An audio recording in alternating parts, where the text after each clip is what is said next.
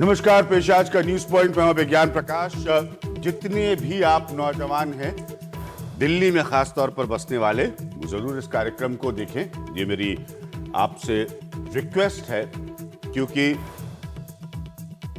हम आज जिस मसले पर चर्चा करने जा रहे हैं वो दिल्ली की सियासत के बड़े बदलाव से जुड़ा है। जब अरविंद केजरीवाल की आम आदमी पार्टी को 70 में से 67 सीटें आई, तो यह बहुत साफ हो गया कि एक नौजवान वर्ग है दिल्ली में, क्योंकि यह मेरे हिसाब से एक बहुत शहरी पार्टी है आज की स्थिति में। कल को यह बदल जाए आम आदमी पार्टी, हम नहीं जानते, जो दिल्ली से पैदा हुई है। केजरीवाल अन्ना आंदोलन से पैदा हुआ है कि इसको, इस नौजवान वर्ग का जबरदस्त समर्थन है। क्यों समर्थन है?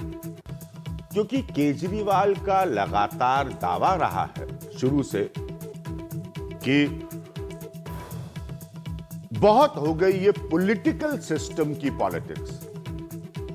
जैसे पुरानी पारंपरिक पार्टियां अपनी राजनीति करती, वैसी राजनीति बहुत हो गई। अब इस राजनीति को बदलने की जरूरत है और मैं ये राजनीति बदलने आया हूं। लोगों को यह प्रयोग पसंद आया, पहले हिस्से में पसंद आया। उन्होंने जीरो अस्तित्व की आम आदमी पार्टी को ऐसी स्थिति में खड़ा कर दिया कि उसने कांग्रेस के साथ हाथ मिलकर कुछ दिनों के लिए सरकार बना ली। फिर वापस दिल्ली में चुनाव हुए और इतनी बड़ी सफलता अरविंद केजरीवाल को हासिल हुई। अब एक सियासी तौर पर महत्वपूर्ण संकेतात्मक घटना हुई है, यानी कि दिल्ली यूनिवर्सिटी के छात्र संघ का चुनाव। स्वाभाविक तौर पर जो पार्टी दिल्ली में राज कर रही है, नौजवानों को उसका इतना बड़ा समर्थन उसको हासिल है, तो उसको दिल्ली के छात्र संघ के चुनाव में बहुत अच्छा करना चाहिए था। लेकिन ऐसा नहीं हुआ। प्रश्न हम आज जो उठा रहे हैं वो ये है कि ऐसा क्यों नहीं हुआ? क्या वाकई अरविंद केजरीवाल की लोकप्रियता घट गई है? शिवानी मेरी निर्देशिका से मैं आग्रह करूंगा, उनसे निवेदन है मेरा कि योगेंद्र यादव और प्रशांत भूषण, दो ऐसे व्यक्ति जो इनके साथ थे उस समय में, बाद में उन्हें हटा दिया गया, निकाल दिया गया पार्टी से, तो उनके ट्वीट्स को मैं दिखा रहा हूं और अगर उसका ग्राफिक्स हो तो जी। अब देखिए योगेंद्र यादव क्या कह रहे हैं। वो ये कह रहे हैं कि न माया मिली न Ram, this is what happens if new politics tries to follow dirty tricks of old politics. यानी कि न माया मिली न राम, यही होता है जब नई तरह की राजनीति पुरानी राजनीति के गंदे तौर तरीके अपनाती है। तो क्या वाकई केजरीवाल पुरानी राजनीति के गंदे तौर तरीके अपना रहे हैं? प्रशांत भूषण क्या कह रहे हैं? When people vote for you for your alternative politics and you descend to money and muscle power, you fall between two stools and lose. जब लोग वैकल्पिक राजनीति के लिए आपको वोट करते हैं और आप पैसा और ताकत, गुंडागर्दी पर उतर आते हैं, तो आप कहीं के नहीं रहते और हार जाते हैं। ये दो पूर्व विचारक कह रहे हैं आम आदमी पार्टी के। साफ सुथरी राजनीति के वादे पर फरवरी में विधानसभा चुनाव में 50% से ज्यादा वोट मिलने से लेकर सितंबर में डूसू चुनाव में 20% से कम वोट आप कितनी तेजी से नीचे आई है। आप मतलब आम आदमी पार्टी कितनी तेजी से नीचे आई है। मेरे साथ बातचीत करने के लिए हरीश खुराना है, जो भारतीय जनता पार्टी की पॉलिटिक्स का युवा चेहरा है, उनके दिल्ली में प्रवक्ता है। साथ में मेरे साथ शर्मिष्ठा मुखर्जी हैं, जो कि कांग्रेस की प्रवक्ता है, वो भी दिल्ली की राजनीति से जुड़ी हैं। और राघव है, जो कि आम आदमी पार्टी को रिप्रेजेंट कर रहे हैं इसमें, और उनको मुझे बताया गया है जिम्मेदारी सौंपी गई थी और लोगों के साथ इस डूसू चुनाव की। राघव, क्या हुआ? क्या वाकई जो युवाओं में आपकी पकड़ थी कि आप तो वैकल्पिक राजनीति ला रहे थे, मैं बहुत वक्त से कह रहा हूं कि आप वैकल्पिक राजनीति ला रहे हैं, ये वादा आप लोगों का खोखला होता जा रहा है, क्या नौजवान भी इस बात को समझ गया? हुआ क्या आपके साथ?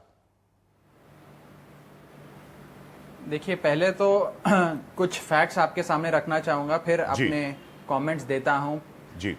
डूसू के चुनाव में कुल वोट इस बारी जो पड़ा वो 1,80,000 के आसपास कुल वोट पड़ा जी। CYSS यानी कि छात्र युवा संघर्ष समिति आम आदमी पार्टी का समर्थन प्राप्त है। वो आम आदमी पार्टी का स्टूडेंट विंग है और वह आम आदमी पार्टी की विचारधारा मानता है और अरविंद केजरीवाल जी को अपना नेता मानता है। उसने पहली बारी ये चुनाव लड़ा, पहली बारी चुनाव लड़के उन्होंने 20% के आसपास वोट पाया। और ये चुनाव ना पार्टी सिंबल पे लड़ा जाता है और ना ही पार्टी के नाम पे लड़ा जाता है, बैलेट नंबर पे लड़ा जाता है। तो पहली बारी एक ऐसा बॉडी, एक ऐसी संस्था, एक ऐसा संगठन जो आम आदमी पार्टी से प्रेरित है, चुनाव लड़ता है छात्र राजनीति में पहली बारी। 2 साल पुराना संगठन है CYSS केवल, और 20% वोट प्राप्त करता है। ये मेरा व्यक्तिगत तौर पे मानना है, ये बधाई का पात्र है, पहली चीज। दूसरी चीज, जहां तक डूसू इलेक्शंस की बात है, पहली बारी डूसू इलेक्शंस में ABVP 1954 में पार्टिसिपेट करती है। 1954 से लेकर 1971 तक वे लगातार चुनाव लड़ते हैं। पहली बारी एक पद, चारों पदों में से पहली बारी एक पद वे 1971 में जीतते हैं, इतने सालों बाद। और हमें तो पहली बारी में ही 20% वोटों की प्राप्ति हुई। तो मैं इसको आम आदमी पार्टी के जो स्टूडेंट विंग है उसकी एक तरीके से जीत मांगता हूं, और जिन भी विद्यार्थियों ने परिश्रम करके इस चुनाव में भाग लिया उनका मैं धन्यवाद करता हूं। और साथ ही साथ एक और चीज ये भी जोड़ना चाहूंगा, अभिज्ञान जी, आप तो वरिष्ठ पत्रकार हैं, आपने तो कई चुनाव देखे हैं। अभी राजस्थान में पिछले महीने राजस्थान यूनिवर्सिटी के इलेक्शंस हुए, बीजेपी वो चुनाव हार जाती है। तो क्या ये माना जाए कि मुख्यमंत्री, कि वहां के मुख्यमंत्री या देश के प्रधानमंत्री में युवाओं की जो पॉपुलैरिटी है वो डिक्रीज कर गई है या मोह भंग हो गया है? एक और उदाहरण देता हूं, पिछले साल भी ABVP 4 सीटें जीता था।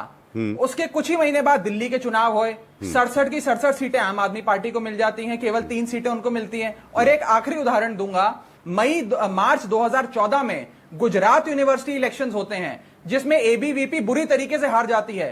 3-4 महीने बाद लोकसभा चुनाव होते हैं, बीजेपी जीत जाती है। तो छात्र राजनीति के चुनाव को एक्सट्रैपोलेट कर विधानसभा या लोकसभा लेवल पर देखना आज के समय में, एक समय होता था जब वहां से लीडर्स निकला करते थे, आज के समय में मैं ये कहूंगा कि ये बहुत उचित विश्लेषण नहीं होगा। परंतु ABVP 4 सीटें जीती है, हम उन्हें बधाई देते हैं। और पहले साल में ही, पहली बारी में ही हमें 20% छात्रों का समर्थन प्राप्त हुआ। अगली बारी और डट के लड़ेंगे और जरूर जीतेंगे। शर्मिष्ठा जी और हरीश खुराना दोनों अपने अपने हाथ खड़े करे कुछ कहना चाहते हैं। देखिए, आपका विश्लेषण बड़े पेशेंस के साथ मैंने सुना, क्योंकि आप एक नया विश्लेषण लेके आए हैं।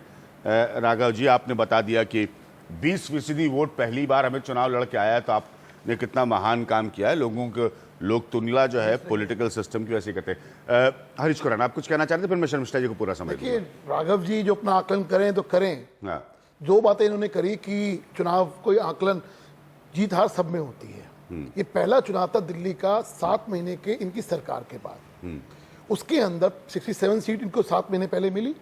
उसके बाद जो 20% का बहुत देर से राग अलाप रहे हैं, मैं इनको फिगर समझा देता हूं। इनको प्रेसिडेंट की सीट पे मिले हैं 16.62%, वाइस प्रेसिडेंट में इनको मिले हैं 26%, सेक्रेटरी में मिले इनको 14.7% और ज्वाइंट सेक्रेटरी में 18.3%। ठीक है, 2 सीटों के ऊपर हम बड़े प्रश्न पर रहे। दो सीटों के ऊपर ये नंबर 3 आए हैं। एक सीट पे नंबर 4 आए हैं और एक सीट पे नंबर 2 आए हैं। इन बहुत खुश हो लें, इनको बधाई इस चीज की, हमें इससे कोई लेना नहीं है। लेकिन सवाल ये है, जो आदमी पूरे कैंपेन के अंदर सिर्फ एक ही चेहरा था, वो था मुख्यमंत्री केजरीवाल का। हाँ, सही बात है। मैं ताल कटोरा स्टेडियम के अंदर रॉक कॉन्सर्ट होते हैं। पूरे कार्यक्रम रॉक कॉन्सर्ट होते हैं। अखबारों में तस्वीरें देखी थी। मंत्री जिम्मा संभालते हैं 2-3 कॉलेजेस। हाँ, देखिए, नवनीत जी हमारे निदेशक दिखा रहे हैं, तो ये रॉक कॉन्सर्ट में देखिए पहुंचे हुए केजरीवाल साहब हाथ हिला। ये इलेक्शन नेताओं को ऐसा बड़ा अच्छा लगता है, रंगारंग प्रोग्राम। ये इलेक्शन, पहला इलेक्शन ऐसा है कि जिस प्रकार से मनी पावर और मसल पावर का खुला दुरुपयोग हुआ, लिंगदो कमीशन की जितनी धज्जियां उड़ी हैं इस चुनाव के अंदर, ऐसा पहले कभी नहीं हुआ। लेकिन जीते आप हैं, तो आप कह रहे हैं आपने मनी और मसल पावर यूज किया, क्योंकि यूथ हमारे साथ था। यूथ ने जो इनके वादे, तो आपने मसल पावर, मनी पावर नहीं यूज किया, इन्होंने यूज किया। एक बताइए, बीजेपी तो डायरेक्टली इस इलेक्शन में इन्वॉल्व भी नहीं होती है। एबीवीपी को हमारा सिर्फ सपोर्ट होता है, हम कभी डायरेक्टली हमारा इन्वॉल्वमेंट कहीं नहीं होती है। आपने कहीं हमारे कोई एमपी के अंदर, किसी एमपी, कोई एमएलए, कोई पार्षद आपने चुनावों के अंदर, पूरे चुनावों के अंदर आपने देखा नहीं कोई कॉलेज में वोट मांगते हुए। इनके मंत्री संदीप कुमार श्रद्धानंद कॉलेज के अंदर वोट मांगते हैं, कॉलेज का टीचर, कॉलेज का आपने अपनी बात रोकता रखी, है। तो आप ये कह रहे हैं कि ये जो आंकलन वो बता रहे हैं 20% वोटों का, वो आपके हिसाब से निराधार है? सामने है, फिगर सामने है। ठीक है, एक मिनट शर्मिष्ठा जी, कांग्रेस का क्या पॉइंट है? एक तो फिगर के बारे में ये बताना चाहूंगी कि 20 नहीं, ये 18.83% हैं। ठीक है, So, पहली बार मैं थोड़ा कम छात्र है। संघ के खैर, चुनाव का इतना जो बात ये है, गंभीर आकलन सुन रहा हूं प्रतिशतों का। हाँ जी देखिए, शर्मिष्ठा जी, इसमें एग्जैक्ट फिगर यही है। इसमें दो बातें क्लियरली नजर आते हैं। एक तो एक स्टूडेंट इलेक्शन में इस तरह की मनी पावर कभी इस्तेमाल नहीं किया गया। आई थिंक भारत के इतिहास में पहले दफे ऐसे होगी कि इस तरह से, जिस तरह से पेड एमसीटी साइट्स, बस शेल्टर्स में मनी पावर इस्तेमाल किया गया। और इस इलेक्शन की चेहरा, एक स्टूडेंट इलेक्शन की चेहरा थे अरविंद केजरीवाल जी। तो ये हार खाली सीवाईएसएस का नहीं है, ये हार अरविंद केजरीवाल जी के हैं, क्योंकि और भी एबीवीपी के चेहरा नरेंद्र मोदी जी नहीं थे, या एनएसवाई का चेहरा राहुल गांधी जी या सोनिया गांधी जी नहीं थे। शर्मिष्ठा जी, And कांग्रेस secondly, और ये बीजेपी दोनों ये और आरोप लगा रही है कि दूसरी मसल बात पावर ये है, इस्तेमाल हुआ, मनी एक पावर। सेकंड अभिज्ञान जी मेरी बात, दूसरी बात एक बार ये लोग बोल रहे हैं, इनके पोस्टर्स थे, say no to money power and muscle power. जिस तरह से उनकी एमएलए और मिनिस्टर संदीप कुमार जी कॉलेज का अंदर जब क्लास चल रहे हैं घुस के, और जब कॉलेज का प्रोफेसर प्रोटेस्ट किया, उन्होंने जिस तरह से धमकाया, ये अगर मसल पावर नहीं है तो क्या है? जिस तरह से उन्होंने पैसा खर्च किया, ये मनी पावर नहीं है तो क्या है? देखिए, दिल्ली की जनता, दिल्ली की यूथ आम आदमी पार्टी को इसीलिए वोट दिया था कि एक ऑल्टरनेटिव पॉलिटिक्स, एक क्लीन पॉलिटिक्स, स्वच्छ राजनीति के लिए। लेकिन वो बिल्कुल ही डिसोल्यूशन हो गया है। और खासकर एक सीवाईएसएस, एक स्टूडेंट बॉडी जो है, वो जिस तरह से money power and muscle power का इस्तेमाल किया, तो इसी वो जो ऑल्टरनेटिव पॉलिटिक्स के जिसलिए वोट दिया था, वो लोग डिसोल्यूशन होके सीवाईएसएस को इसी तरह से रिजेक्ट किया है। और ये खाली सीवाईएसएस का रिजेक्शन नहीं है, ये रिजेक्शन है अरविंद केजरीवाल जी की।